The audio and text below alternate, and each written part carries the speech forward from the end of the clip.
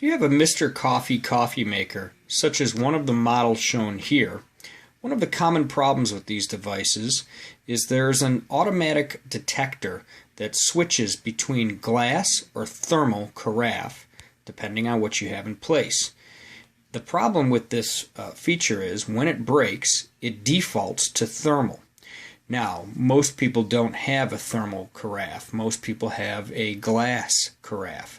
And if you have the glass carafe and this detector fails, it switches automatically to thermal.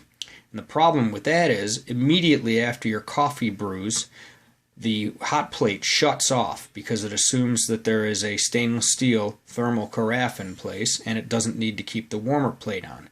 So you can no longer keep your coffee hot on the burner for 15 minutes, 20 minutes, up to 2 hours, however long you want to. And so when this feature fails, I'm going to show you how to fix it. If you take the bottom off of the Mr. Coffee machine, it's about 6 or 8 screws that hold the bottom on, you'll see the underside of the burner plate.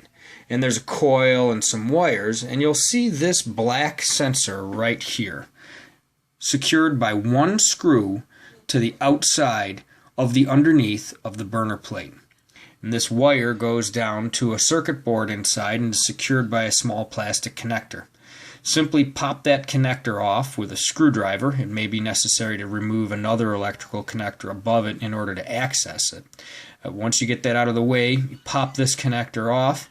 That will resolve the issue. This is a magnet, and it detects when the stainless steel carafe is in place. Once you remove this component, the automatic detector will not work anymore. However, it will default to glass carafe, which is what most people have, and so you'll be able to brew your coffee and keep your warmer plate hot for as long as you set your timer.